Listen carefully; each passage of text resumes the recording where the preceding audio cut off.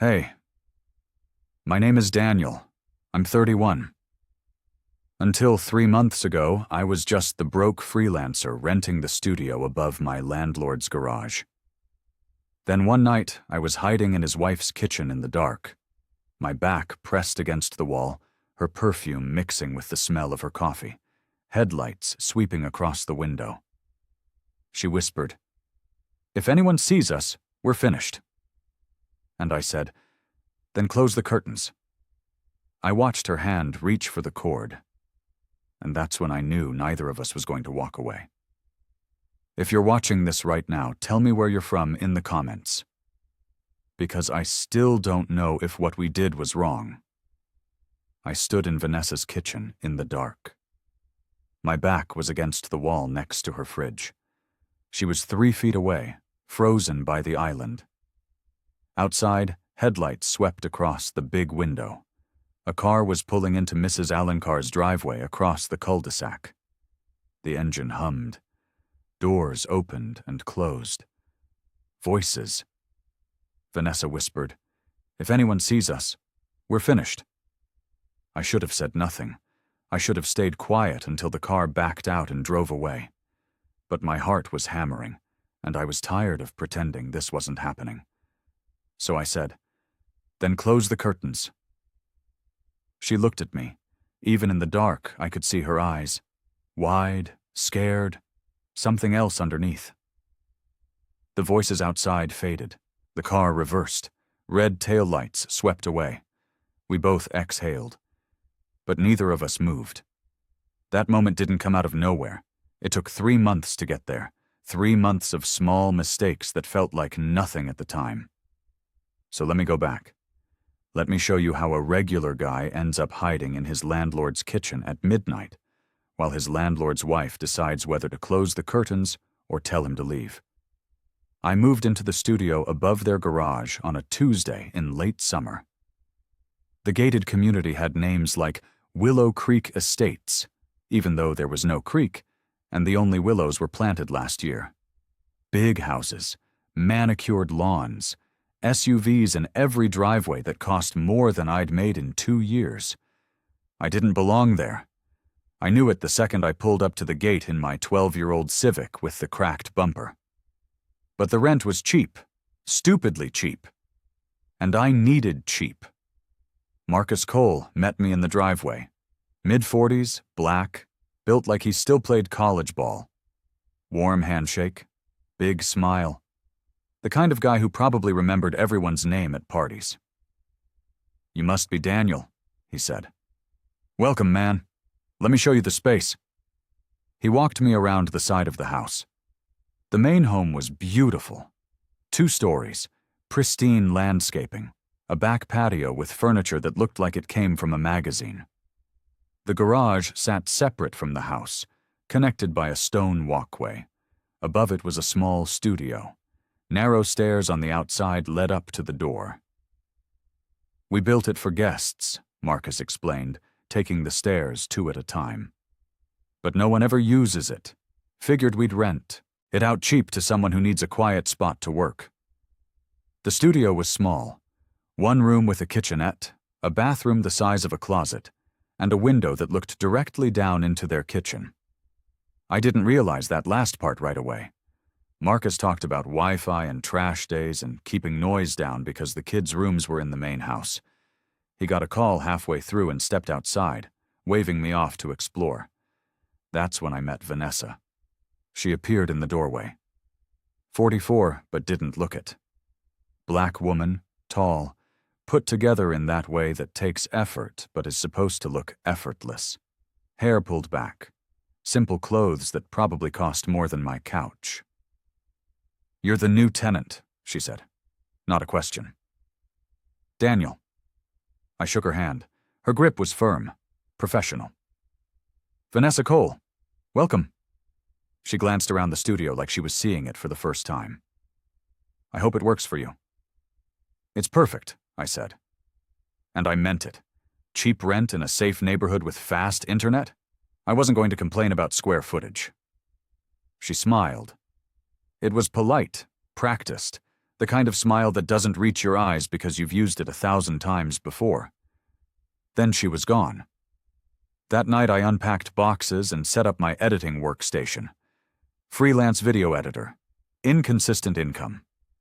No health insurance. The kind of 31 that still feels 25 because you haven't figured anything out yet. Around 9, I heard voices below. Dishes clinking. A kid complaining about homework. I walked to the window to close the blinds. That's when I saw her. Vanessa stood alone in the kitchen, unloading groceries under bright overhead lights. Marcus was nowhere. The kids had disappeared into other rooms. She moved slowly, methodically, placing cans in the pantry, folding reusable bags. She looked tired. I turned off my own light and kept watching. Not in a creepy way. Just noticing. After a while, she poured herself a glass of wine, stood at the counter, checked her phone, put it down, stared at nothing. Then she turned off the kitchen light. I stepped back from the window, lay down on my air mattress, listened to the hum of the AC and the distant sound of sprinklers outside. I didn't think much of it then. I should have. The next morning I woke to landscapers mowing the HOA common areas at 7 a.m. Marcus caught me in the driveway while I was carrying trash to the bins.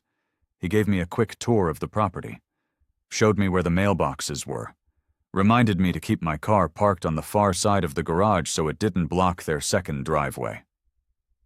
"Rent's due on the 1st," he said. "But honestly, man, we're flexible. We both work, we're barely home. Just keep it clean and quiet and we're good." His phone rang. He answered it while walking back toward the house, already deep in conversation about permits and contractors. I realized then that Marcus was always busy, always moving, always somewhere else, even when he was standing right in front of you. I met Mrs. Alencar that afternoon. She lived across the cul-de-sac in a house with too many garden gnomes. 60-something Brazilian accent, the kind of neighbor who waves at you until you have to stop and talk. "You're renting from the Coles?" she asked, appearing beside my car as I grabbed my laptop bag. "Yeah, just moved in." They're lovely people. Very private, though. Vanessa is always so busy with work and the children. She leaned in like she was sharing a secret. "We have a neighborhood chat, WhatsApp. I'll add you. We post about packages, suspicious cars, you know, keeping each other safe." She added me before I could say no. That night, I scrolled through the chat history.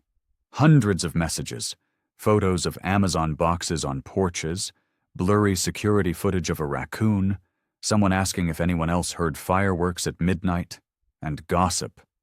So much gossip dressed up as concern. I muted the chat and went back to work. Over the next week, I learned the rhythms of the house below, Vanessa's heels clicking on the tile at 6:30 a.m. Kayla, their 14-year-old daughter, complaining about something. A younger kid, I later learned his name was Jordan, running around with a toy that made beeping sounds. Marcus left early most mornings, came home late most nights. Vanessa ate dinner alone a lot. I could see her through my window, sitting at the kitchen island with her laptop open, scrolling through emails while picking at a salad.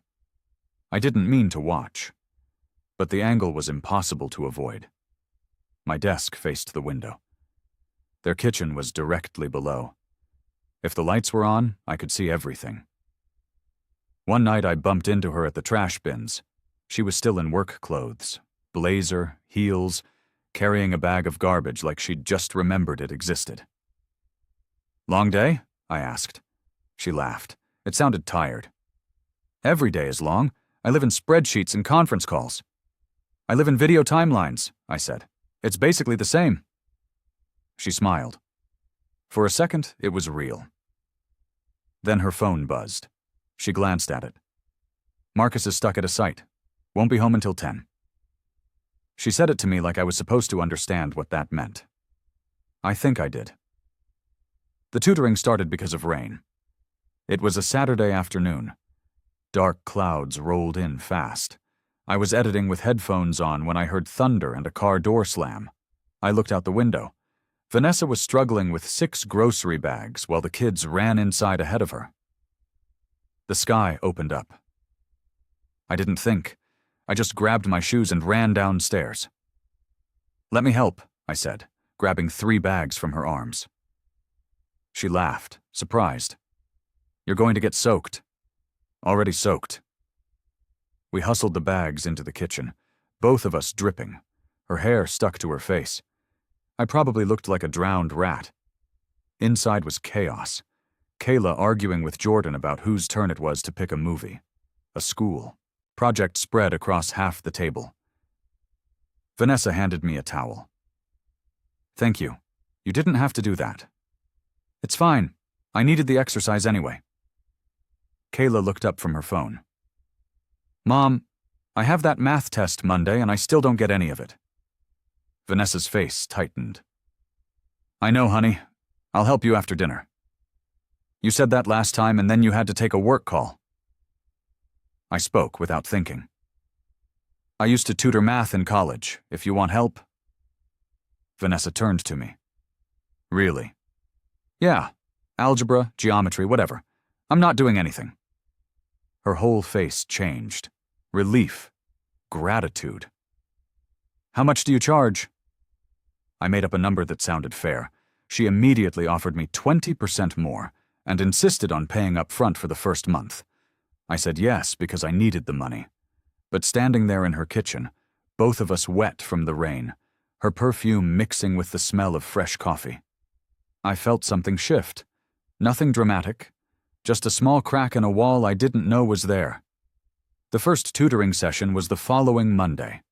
I showed up at 4 p.m. Vanessa answered the back door, still in her work clothes but barefoot. Hair down, less polished than usual. Kayla was already at the kitchen island with her textbook open. We worked through problems. Kayla was smart but got in her own head. I made jokes, found easy shortcuts, showed her a song lyric she liked, and how it had the same rhythm as memorizing formulas. She laughed. Vanessa, sitting across the kitchen pretending to answer emails, laughed too. Over the next 2 weeks, it became routine. Monday and Wednesday afternoons. Vanessa would time her arrival from work to overlap with the sessions. She'd make coffee, offer me some, hover nearby under the pretense of organizing the pantry or checking homework folders. The coffee always smelled incredible. Dark roast, slightly bitter. She drank it black. I started noticing small things. The jasmine and vanilla scent of her perfume that lingered in the hallway. The way she touched the marble countertop when she was thinking. The sound of her laugh when Kayla said something sarcastic. I didn't think I was doing anything wrong. We were just existing in the same space. But then Marcus became my boss too. I got the email on a Thursday morning. A big construction development company wanted to hire a freelance video editor for ongoing promotional content. The pay was good, steady, exactly what I needed. The signature at the bottom read, "Marcus Cole, Cole Development Group, my landlord, my new boss." I stared at my screen for 5 minutes. When I called him back, he was cheerful. "Hey man, I saw your portfolio online. Vanessa mentioned you did video work. Figured I'd reach out. You interested?" I said yes, because turning down steady income would have been insane. But now I was tangled, renting from him, working for him, tutoring his daughter, drinking coffee in his kitchen while his wife smiled at me like I was the first person who'd actually listened to her in months. That afternoon, during tutoring, Vanessa offered me wine. "Just a quick thank you," she said. "Kayla actually said she doesn't hate math anymore." Kayla left for a friend's house. Vanessa poured 2 glasses. We stood at the island talking about nothing important. Work stress, HOA drama, how weird it was living in a place where everyone noticed everything. The sun was low. Golden light came through the window. Our shoulders brushed. Vanessa looked at the open curtains, then at me. "If anyone sees us," she said quietly, "we're finished." It wasn't dramatic. She said it like a fact, and I, tired of pretending I didn't feel the pull between us, said, "Then close the curtains." She stared at me. Then she walked to the window and pulled the curtain cord. The linen curtains swished across the rod. The room dimmed slightly. The air changed.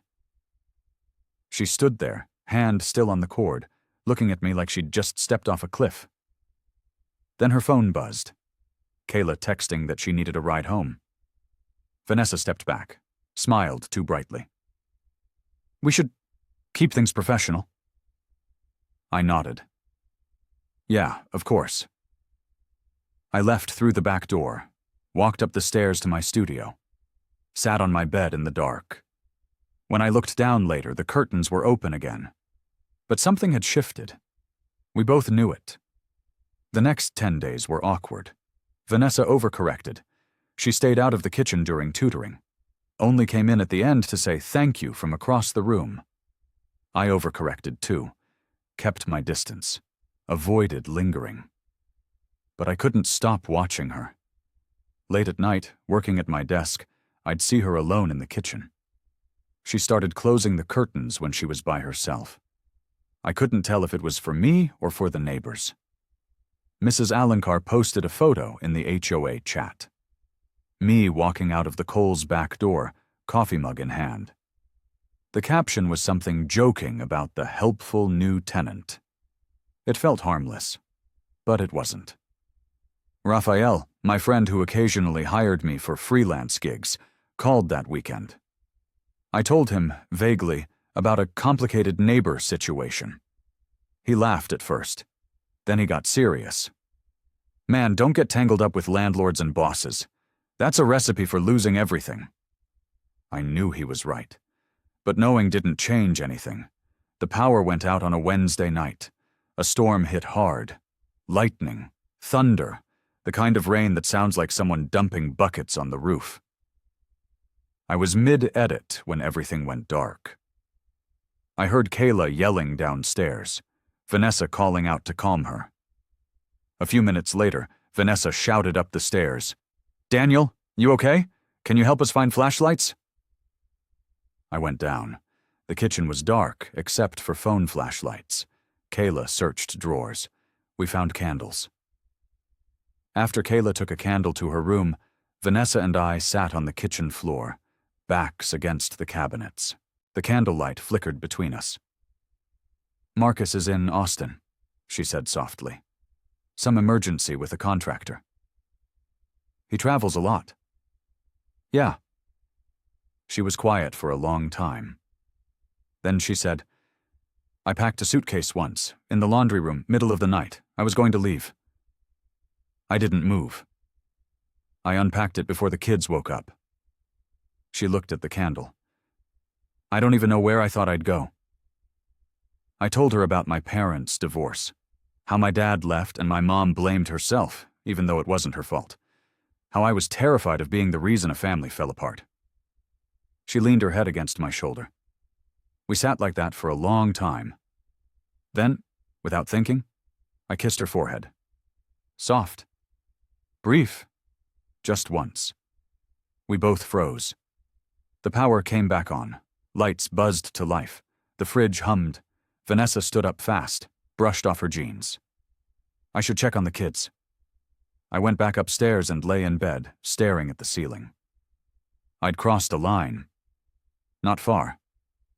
But enough. Over the next 2 weeks, something fragile grew between us. She started making coffee for both of us during tutoring. We'd stand at the counter, close but not touching, talking about music and old movies and nothing that mattered. Kayla teased us about being old people who drink too much coffee. Vanessa asked me to text her the playlist I used during tutoring. I did. Later, I heard those same songs drifting up through the kitchen window. One morning, we crossed paths in the driveway. She was getting her mail. I was taking out trash. "Morning," she said. Morning. We stood there for 5 seconds too long. Then she smiled and went inside. It was the happiest I'd been in months, and I knew it couldn't last. Marcus came home early on a Friday. I was mid-tutoring session when he walked in, suitcase in hand. "Hey." He shook my hand. "Finally get to meet the famous tutor. Kayla won't stop talking about you." Kayla beamed, showed him her latest test. 92%. Marcus was genuinely proud. He clapped her on the back, thanked me, suggested we all have dinner together sometime soon. Vanessa agreed before I could answer. Over the weekend, Marcus was around more. He noticed how easily Kayla and I joked, how comfortable I seemed in their kitchen. The dinner invitation came via group text. Vanessa sent a thumbs up. I typed and deleted 3 responses before settling on, "Sounds good." Raphael called that weekend. I told him more this time. "You're renting from him, working for him, and in his kitchen 3 times a week with his wife?" Raphael said. "Man, you need to untangle yourself before this explodes." "I know." "Do you?" I didn't answer. The dinner was the following Saturday. I wore a nicer shirt, walked down at exactly 7 p.m.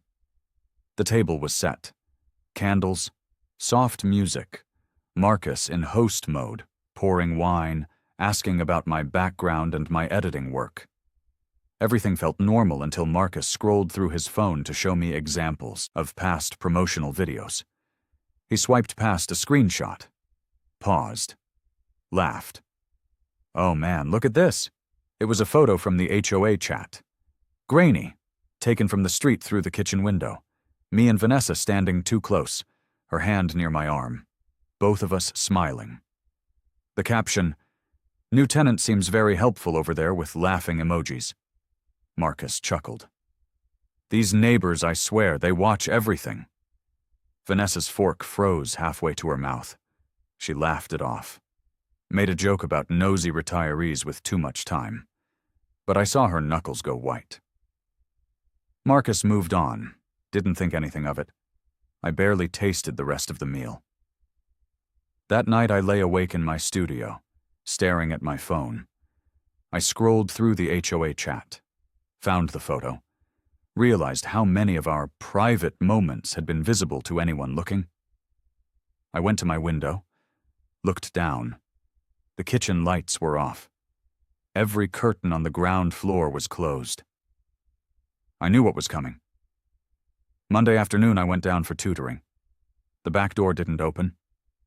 Vanessa appeared at the window and gestured for me to come to the front. Inside, the kitchen was spotless. No homework out. She handed me an envelope. Cash. "Kayla's schedule is changing," she said. Her voice was calm, professional. "We won't need tutoring for a while." I knew this wasn't about Kayla's schedule. "Is this because of the photo?"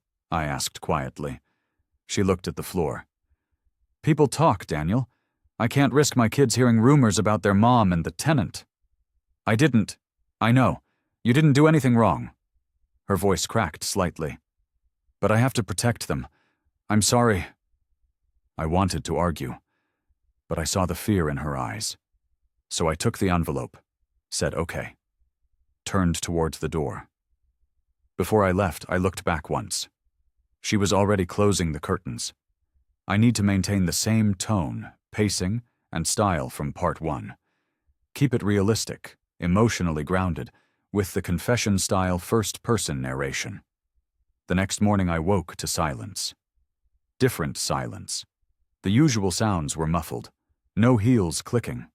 No doors opening. The windows below stayed closed. Over the next 2 weeks, I learned what it felt like to be shut out. Tutoring was gone. Vanessa timed her comings and goings so we never crossed paths. She used the garage side door instead of the back patio. I only communicated with Marcus now. Emails about editing projects, occasional phone calls where he praised my work and sent more contracts my way. The money was good, steady, exactly what I needed. but it tied me to them in a way that made everything worse. I saw Kayla once in the driveway. She waved, small and confused. I waved back. I wanted to ask if she was doing okay in math, but I didn't. At night I worked at my desk, laptop fan humming, and I counted how many lights stayed on in the house below. Kitchen light off by 9 most nights now. Living room dark by 10. Only the upstairs glow from bedrooms. I listened for the sprinklers, for distant music, for any sign that life in the house was still the same. It wasn't. I started noticing patterns in the curtains. They stayed closed more often, even during the day when Vanessa used to leave them open for natural light. I told myself I was being obsessive, but I kept watching anyway. Then the "for sale" sign appeared. It was a Tuesday afternoon. I came back from the grocery store and there it was, planted in the Kohl's front lawn, "for sale by owner." My stomach dropped. Were they leaving? Was Vanessa leaving Marcus? Had the gossip gotten worse? I stared at it from my window, trying to make sense of it. The next morning it was gone. No explanation. No moving trucks. Life continued like nothing happened. I never found out what caused it. A fight, maybe. A threat. Something big enough to make one of them plant that sign, and something else big enough to make them pull it back up. But I understood the message underneath. Their marriage was fragile, hanging by a thread, and I was part of the weight pulling on it. Raphael pushed me to move on. "Download a dating app," he said over video call. "Get out of that studio. Stop staring at their kitchen like some tragic ghost." I downloaded the app to shut him up. Matched with a woman named Emily, elementary school teacher. Nice smile. We met for coffee on a Saturday morning. She was perfectly fine. Smart. Funny enough. Asked good questions. But I kept checking my phone. Wondering if the Kohl's lights were on back home. Wondering if Vanessa was sitting at that kitchen counter alone. Emily noticed. "You seem distracted." "Sorry, work stuff." She didn't believe me. We finished the coffee and never texted again. I deleted the app that night. From my window I saw Vanessa leaving for church on Sundays, Marcus and the kids trailing behind. She wore dresses I'd never seen before, looked composed, untouchable.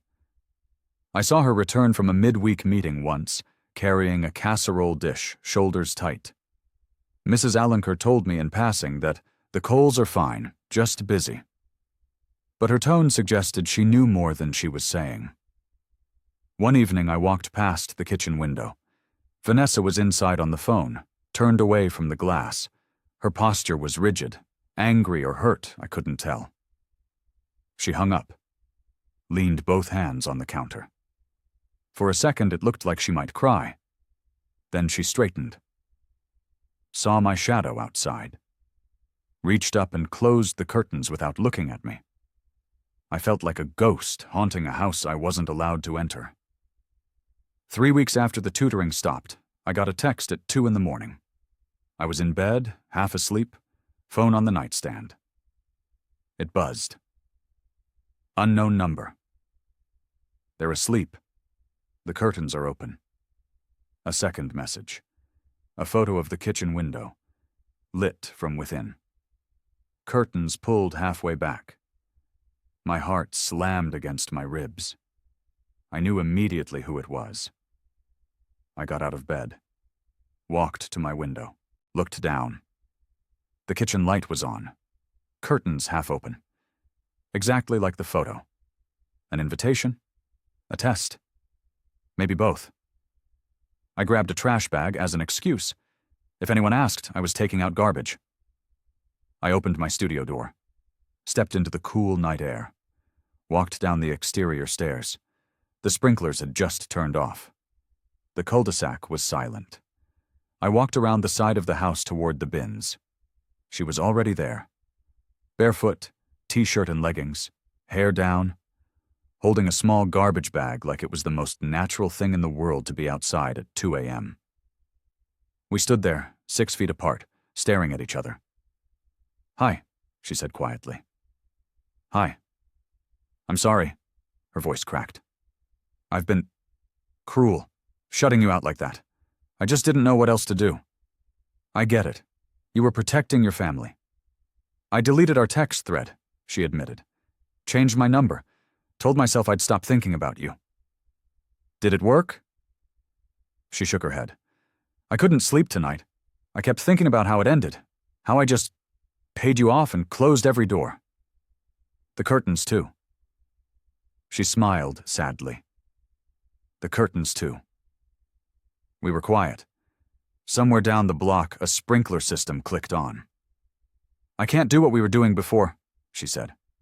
"I can't risk them. My kids, my marriage, everything I built. I know. But I don't want to pretend you don't exist either." I nodded. "So what do we do?" She looked at me for a long time. "Come by tomorrow morning. Front door, curtains open, just neighbors having coffee." "Okay." She picked up her trash bag, started walking back toward the house. I watched her go. At the door, she paused, looked back once. Then she went inside. I didn't sleep the rest of the night.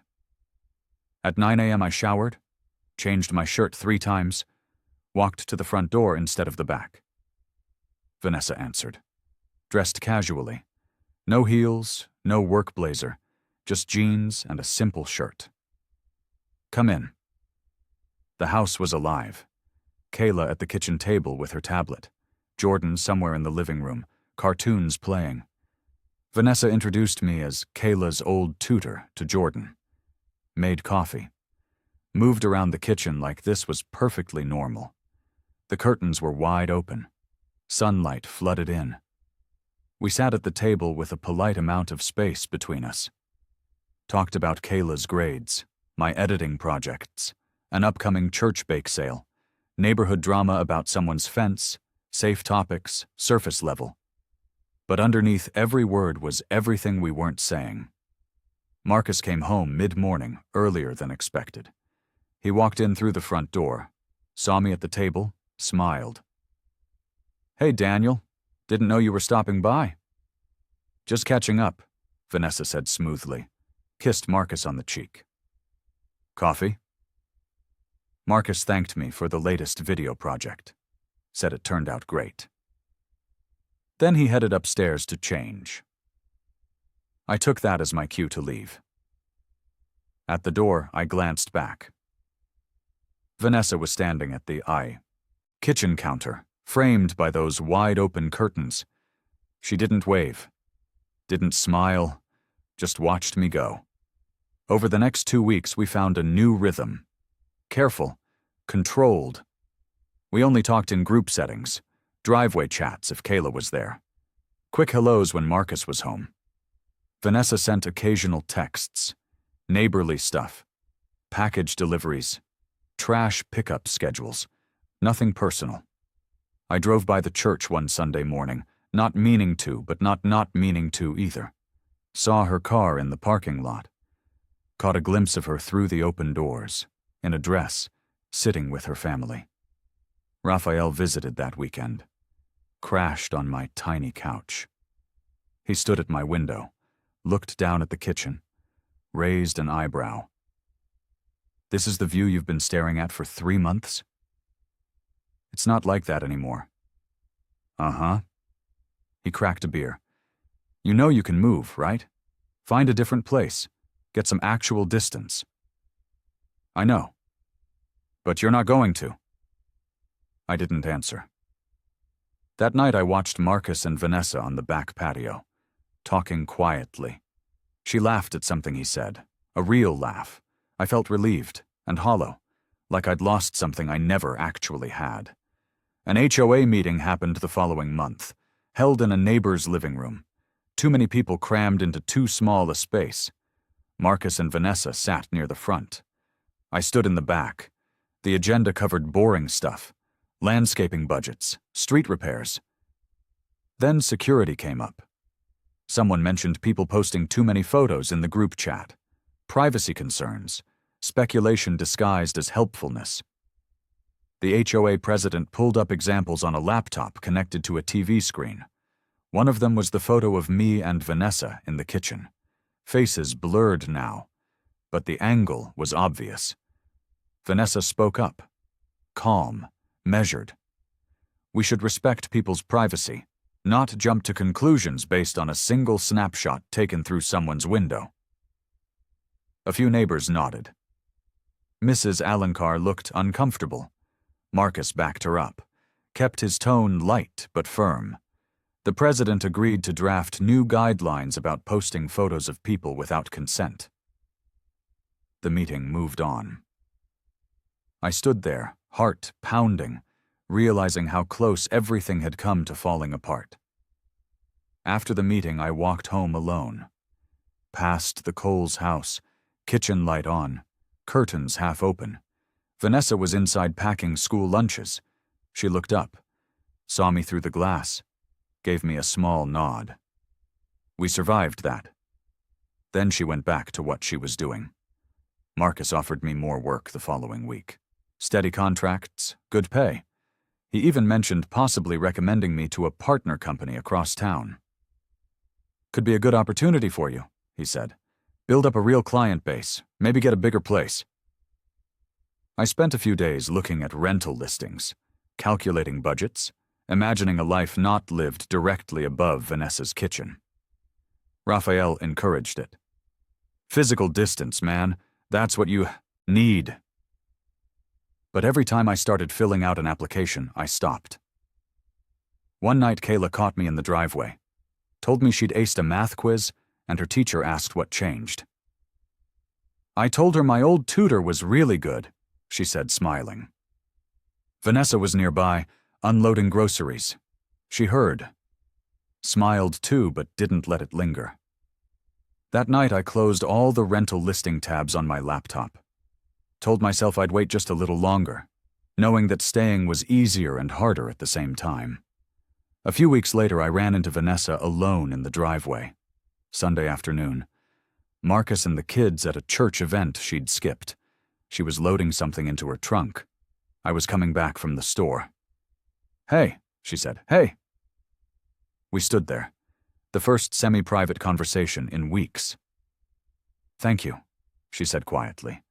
"For helping Kayla, for not making things harder when I pulled away. You were protecting your family." I was. I am. She closed the trunk. "I've decided to stay in my marriage, Daniel. Not because it's perfect, but because it's mine. And I won't blow up my kids' world for something that might not survive the fallout." I nodded. Understood. "What about you?" she asked. "Are you staying?" "I think so, for now." "Good." She smiled. Soft. Real. "I don't want you to disappear completely." There was a moment where I could have reached for her hand, where the old pull between us rose up. But I shifted my grocery bag instead, took a step back. "I'll see you around, Vanessa." "You will." She walked back toward the house. I watched her go, catching the faint scent of jasmine and vanilla trailing behind her. Over the next 3 months, life settled into something almost normal. The seasons changed. Light shifted. Neighbors put up holiday decorations. I kept working for Marcus, picked up new clients too. My finances stabilized. I tutored other kids online. Occasionally helped Kayla with a quick question in the driveway, but never inside. Vanessa and Marcus looked like they were doing the work. More shared meals, laughter on the patio, church friends visiting. The HOA chat moved on to other dramas. Someone's barking dog, someone else's unauthorized paint color. The old photo of us became just another forgotten post buried in hundreds of messages. Through it all, one thing stayed constant. Vanessa's kitchen curtains. They were never fully open anymore, but never completely closed either. Half drawn during the day, a soft glow escaping at night. Like she'd found a middle place. A compromise between privacy and visibility. Between closing me out and letting me in. One evening I stood at my window, coffee in hand, watching her clean up after dinner. She moved slowly, put dishes in the dishwasher, wiped down the counter. Marcus walked in behind her, said something. She laughed, nudged him with her shoulder. Kayla appeared, grabbing a snack from the fridge. A normal family moment, framed by glass and linen. I thought about the night I hid in that kitchen, when she whispered, "If anyone sees us, we're finished." And I said, "Then close the curtains." Back then I thought closing the curtains meant choosing the forbidden thing, choosing each other over everything else. But we didn't choose that. We chose something quieter, harder, more honest. We chose to stay in our own lives and let the curtains stay half open. As I watched, Vanessa finished at the sink, reached for the curtain cord, paused. Didn't close them all the way, just pulled them to that middle position she'd settled on. Enough to feel private, not enough to shut everything out. She turned off the kitchen light and left the room. I stepped back from my own window, left my blinds halfway open too. Lay down, closed my eyes. Some curtains never fully open again, but they don't close all the way either. And that's where she and I learned to live. In the space between open and closed, between what we wanted and what we chose, between the life we almost had and the lives we decided to keep. Some nights I still see her moving through that kitchen. Some mornings the sprinklers wake me at dawn, and I hear her car starting below. Some afternoons we pass in the driveway and say hello like regular neighbors who share a property line.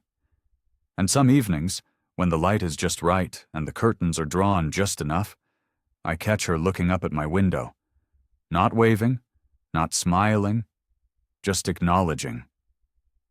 "I know you're there. I know you see me. This is where we stay." And somehow, in a way I never expected, that's enough. Not perfect, not the fantasy version where we rode off into some sunset together, but real, sustainable, true.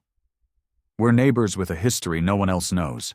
A forehead kiss during a power outage. A whispered line in a dark kitchen. A choice to close the curtains halfway instead of all the way. That's our story, and I'm still living in it. One window above a kitchen where a woman I almost loved makes coffee every morning and closes the curtains every night, always leaving just enough space for the light to get through. Would you have closed the curtains or walked away?